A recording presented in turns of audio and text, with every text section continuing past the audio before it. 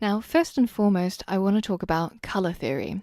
This is so fundamental to not just digital design, but in fact design everywhere. Because of our retina's innate ability to differentiate different frequencies of light waves, we're able to see different colors. Of course, you can get very philosophical about this and whether if my version of red is the same as your version of red, but it's well known that certain frequencies, i.e. certain colors or certain shades, evokes different sentiments in people that are pretty much uniform.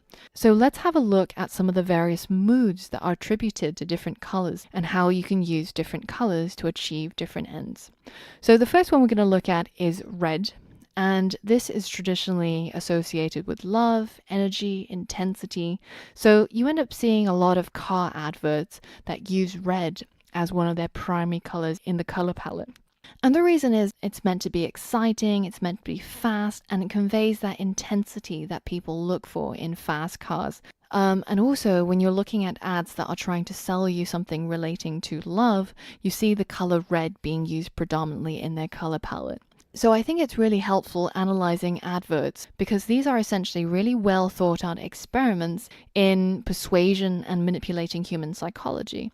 Advertising agencies are essentially really, really good at using their print ads or their moving image ads to persuade us to buy certain things. And they do that through different ways, either by evoking certain emotions within us or by suggesting to us the idea that we could be as happy and successful as the people in the adverts if only we just bought whatever it is that they were selling to us.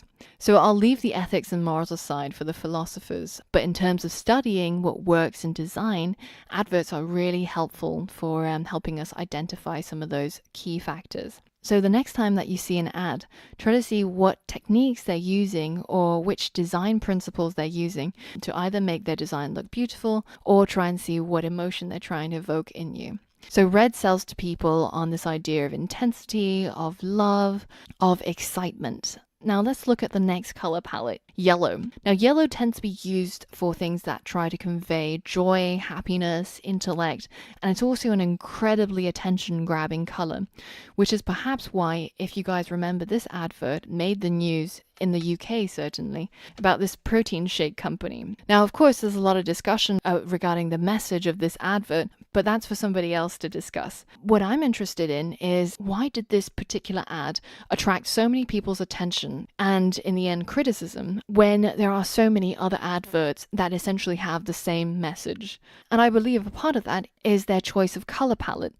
The use of this bright shade of yellow is incredibly attention-grabbing. It's like taking a huge fluorescent highlighter and just highlighting the whole ad. Now, I remember seeing them when I was walking around in the London Underground system, and it was impossible to not see it because of how attention-grabbing that color is. But remember, if you have an app with a background that is this kind of bright yellow, because the color is so intense, people won't be able to stare at it for a very long time, and you will get attention fatigue.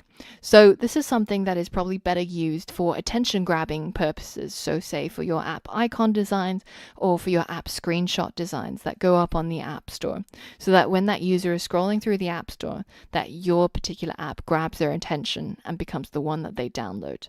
In terms of the actual design for your app, for the backgrounds or etc., this particular shade of yellow is probably a bit too intense. And then we've got various shades of green, which tend to convey ideas of freshness, safety, growth. So you see a lot of food related services using this in their branding. For example, Amazon Fresh. What else conveys freshness more than this grassy green color palette? And it's also probably why all of these food bloggers managed to convince millions of people into this green juice craze.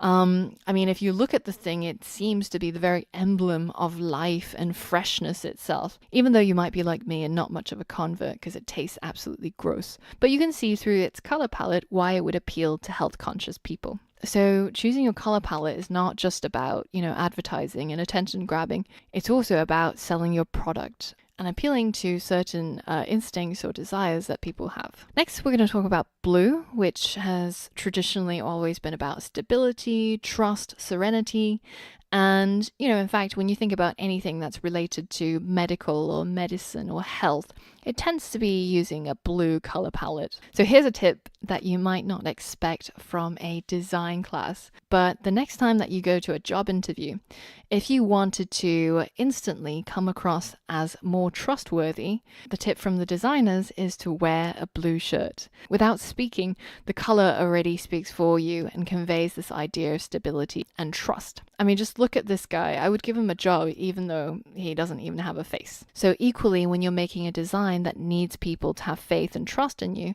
then blue is a good choice. And finally, we've got purple, which is meant to evoke ideas of royalty, wealth, femininity. So this is pretty much the color of choice for a lot of payday loan companies, and especially those that are targeting women for some reason. But actually, it's a beautiful color palette, and I wish that more people would use it for projects other than payday loans. So the next time that you're designing an app, the first thing to think about is what emotions and what ideas are you trying to convey in the user, and pick a color palette accordingly.